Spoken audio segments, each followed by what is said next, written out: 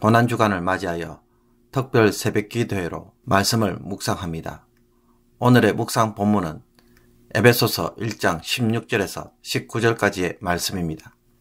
내가 기도할 때에 기억하며 너희로 말미암아 감사하기를 그치지 아니하고 우리 주 예수 그리스도의 하나님 영광의 아버지께서 지혜와 계시의 영을 너희에게 주사 하나님을 알게 하시고 너희 마음의 눈을 밝히사 그의 부르심의 소망이 무엇이며 성도 안에서 그 기업의 영광의 풍성함이 무엇이며 그의 힘의 위력으로 역사하심을 따라 믿는 우리에게 베푸신 능력의 지극히 크심이 어떠한 것을 너희로 알게 하시기를 구하노라. 아멘. 올해 고난주간에는 예수님의 고난과 죽으심에 대해 깊이 생각하기보다는 기도의 영이 회복되는 주간으로 계획하였습니다. 매년 고난주간을 통해 복음을 재점검할 필요가 있지만 올해는 주님과 보다 친밀한 관계를 위해 기도라는 주제를 묵상하기를 원합니다. 오늘은 기도에 대한 잘못된 정의는 잘못된 기도와 기도 생활을 가져온다는 것을 알고 기도에 대한 바른 정의를 세우고 여기서 다시 출발할 수 있기를 원합니다. 우리는 기도가 무엇인지에 대해 성경을 통해 꼼꼼하게 배웠다기보다는 새로운 직장에 취직하면 아무도 가르쳐주는 사람이 없어서 자기가 알아서 눈치껏 곁눈질로 배우듯이 기도도 그런 식으로 배우는 경우가 많습니다. 사실 기도는 누가 가르쳐주지 않아도 본능적으로 하게 되는 행동입니다. 굉장히 힘든 일이나 어려운 일을 만나면 자기도 모르게 신에게 기도하는 모습을 발견하기 때문입니다. 그래서 실상은 기도를 모르면서도 이런 식으로 우리는 기도를 합니다. 이런 관점에서 기도라는 것은 나의 손을 하나님께 아뢰는 일입니다. 내 필요, 내 소원, 내 문제가 기도의 출발점이고 기도의 동력이며 기도의 마침표입니다. 모든 사람들이 기도를 이런 식으로 이해하기에 기도는 마음의 하소연이고 신께 부르짖는 인간의 탄식입니다.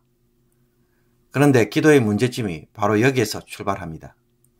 우리가 소원 중심으로 기도를 하면 드러나는 모습이 무엇입니까? 문제 때문에 기도하기에 그 문제가 해결되면 어떻게 됩니까? 기도도 중단됩니다. 구할 것이 더 이상 없기 때문입니다. 내가 필요하면 하는 것이고 필요가 없으면 안 하게 됩니다. 이런 식의 기도는 철저하게 자기 중심적입니다.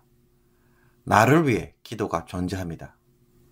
기도는 나의 욕망을 채우고 확대하는 도구로 사용되는 것입니다. 그렇다면 기도란 나의 소원이 아닌 다른 것을 구하는 것입니까? 신비주의자들은 하나님과 깊은 합일의 경험, 영적 체험을 구하는 것이라고 말하고 또 어떤 사람들은 주기도문처럼 하나님 나라가 이루어지기를 구하는 것이 기도라고 말합니다. 그러나 영적 체험을 구할 때 그 영적 체험은 누구를 위한 것입니까? 자기를 위한 것입니다. 그러면 하나님 나라를 구하는 기도는 어떻습니까? 나쁘지 않습니다. 그러나 그 기도는 지극히 사역적입니다. 사역 때문에 기도가 존재하는 것처럼 보입니다. 웨스트민스터 소요리 문답 88문을 보면 그리스도께서 우리에게 구속의 유익을 주기 위해 은혜의 방편으로 주신 것을 세 가지로 소개합니다. 말씀과 성례와 기도입니다. 기도는 말씀과 성례처럼 하나님의 구원의 은혜를 경험하는 은혜의 수단으로 하나님이 우리에게 주셨습니다. 그러므로 기도를 어떤 관점에서 이해해야 합니까? 말씀과 성례가 사용되는 것처럼 바라보아야 합니다. 말씀과 성례가 그리스도께서 베푸신 구원의 은혜를 우리 안에 그대로 적용시키고 변화시켜 가는 것처럼 기도도 그런 은혜를 주는 수단으로 바라보아야 하는 것입니다. 우리는 말씀을 자주 듣고 배우고 묵상하고 암송하며 순종하는 일을 합니다. 무엇을 얻고자 하는 것입니까? 하나님을 알아가고 닮아가며 그분이 우리를 위해 행하신 구속의 은혜를 깊이 깨닫고 그 일에 순종함으로 복을 누리고자 합니다. 그러려면 어떻게 해야 합니까? 하나님께서 우리에게 그것을 베풀어 주시도록 간절히 간구해야 합니다. 그것이 내 삶에 그대로 적용되도록 이 소원을 아뢰는 것이 바로 기도입니다. 하이델베르그 요리문답을 보면 하나님이 우리에게 은혜를 베푸신 수단에 대하여 말씀과 성례만 언급하는 이유도 말씀 속에 기도가 들어있기 때문입니다. 말씀이 객관적인 은혜의 수단이라고 한다면 기도는 주관적 은혜의 수단이기 때문입니다. 우리는 하나님의 말씀을 가지고 자기의 필요를 채우는 일로 사용하지 않으며 듣고 싶을 때만 듣는 일을 하지 않습니다. 하나님의 말씀을 열심히 배우고 그것에 따라 살려고 애를 쓰듯 기도도 하나님을 더 잘 알고 하나님을 더 깊이 체험하며 그 뜻에 따라 살려고 뜻을 묻기도 하면서 이 소원을 아뢰는 것이 기도입니다. 그러므로 말씀을 가지고 하나님과 깊은 교제를 하며 대화하는 것이 바로 기도입니다. 오늘 우리가 읽은 본문을 보면 바울은 에베소 성도를 위하여 기도합니다. 무엇을 간구합니까? 에베소서뿐만 아니라 나머지 바울 서신서 전부를 보면 바울이 기도하는 내용들은 주로 무엇입니까? 성도들이 하나님을 더 잘 알고 마음의 눈이 밝아져서 그리스도를 통해 하신 구원의 역사가 성도들에게 그대로 이루어지기를 간절히 간구하고 있습니다.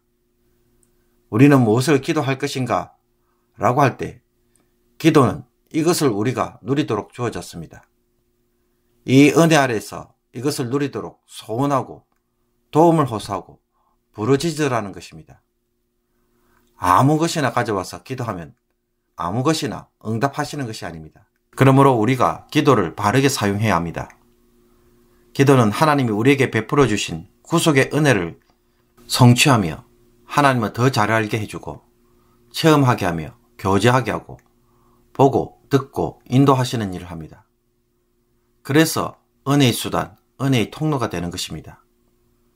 내 소원 중심의 기도를 하면 하나님에게 기도를 하고 있음에도 불구하고 그곳에는 하나님이 없습니다.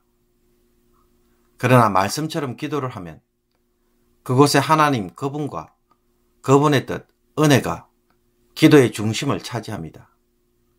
특히 우리를 향한 하나님의 뜻은 예수 그리스도의 구원의 은혜가 나에게 그대로 성취되는 것입니다. 이것을 더 잘 알게 하여 주옵소서, 깨닫게 하여 주옵소서. 그것을 마음의 소원으로 품고 살아가며 순종하도록 간구할 때에 주님은 그 기도를 통하여 그 은혜가 이루어지게 하십니다. 기도를 할 때에 무엇을 기도해야 할지 때론 막막한 느낌을 가지신 적이 있었을 것입니다. 기도를 해야 하는데 어디서부터 어떻게 기도해야 할지, 무엇을 기도해야 할지 아무 생각이 없었을 때가 있을 것입니다. 우리가 필요로 하는 것을 기도 제목으로 기도하면 대부분 5분에서 10분 사이에 다 끝납니다. 어떤 분은 아무리 기도 제목이 많아도 2, 3분 안에 다 끝내버립니다. 기도 제목이 기도 내용이기에 그것을 읽는데 긴 시간이 필요하겠습니까? 그러니 이런 기도를 한 후에는 아무것도 할 것이 없어서 막막한 것입니다. 이것이 기도라면 우리의 기도는 말하는 행위에 불과하고 내가 혼자 하는 말에 불과합니다. 깊은 기도, 긴 기도, 결코 막막하지 않는 기도를 하는 이유가 있다면 그것은 우리의 기도가 하나님을 더 잘 아는 데에 초점을 맞추고 그 구원의 깊이와 넓이와 크기와 하나님의 사랑과 은혜가 무엇인지를 알아가려고 애쓰기 때문입니다.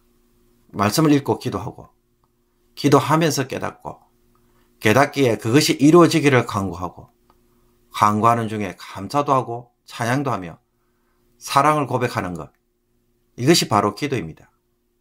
그러므로 사도 바울이 에베소 성도들을 위해 기도한 내용은 결국 누가 또 기도할 내용입니까? 에베소 성도들이 하나님 앞에서 자기의 것으로 간구해야 할 기도의 내용입니다. 복음이 현실이 되도록, 나의 체험이 되도록 나의 소원으로 아뢰고 구하는 것이 기도의 출발점인 것입니다. 이 기도가 처음부터 바로 세워지면 기도는 하나님을 만나는 일이 되고 하나님과 깊은 사귐이 됩니다. 복음서에서 예수님의 기도 생활을 보면 예수님은 자주 기도하셨습니다.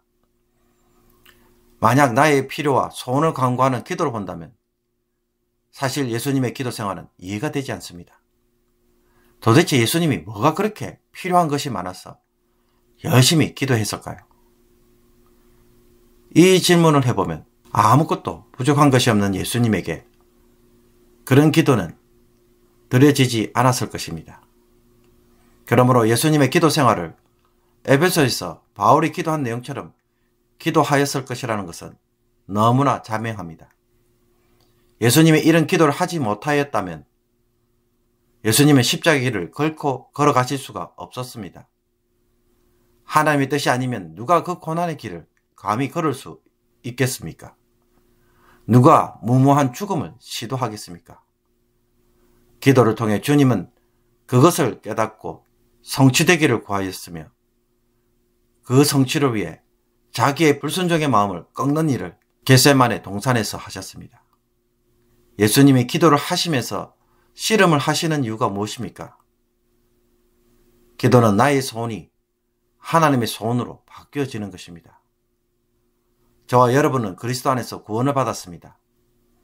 이제부터 나는 무엇을 기도해야 할까요? 최고의 기도 제목은 무엇입니까? 반드시 기도해야 할 것이 무엇입니까? 무엇을 기도해야 내가 복을 받겠습니까? 나를 향한 하나님의 계획이 예수님의 구속 사건에서 성취되었습니다. 그것이 내 것이 되려면, 그래서 하나님의 뜻이 이루어지려면 우리는 무엇을 간구해야 할까요? 이 기도가 바로 우리가 해야 할 기도입니다. 우리의 소원은 이 기도 속에서 새롭게 재해석되어야 하고 그 기도를 바뀐 기도 제목으로 기도해야 합니다. 기도하고 묵상하고 기다리고 다시 기도하고 다시 깨닫고 이 속에서 기도가 진행됩니다. 주님의 기도가 씨름하는 기도가 된 이유가 바로 이것입니다. 이 기도를 오늘 다시 배우는 저와 여러분이 되기를 원합니다. 기도드리겠습니다. 우리의 기도를 들으시고 응답하시는 살아계시는 하나님, 우리의 기도가 이방인들의 기도가 아니라 하나님의 백성의 기도가 되게 하여 주옵소서. 하나님의 구원사역이 성취되어서 이 땅에 하나님 뜻이 이루어지고 하나님을 깊이 경험하고 동행하는 자들이 세워지는 기도가 되게 하여 주옵소서. 이제는 무슨 기도를 해야 하는지를 알게 하시며 어떤 기도 제목으로 바뀌어야 할지를 아는 자가 되게 하여 주옵소서.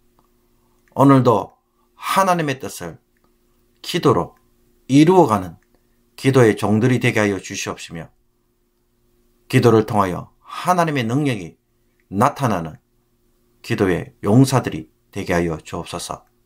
예수 그리스도의 이름으로 기도하옵나이다. 아멘.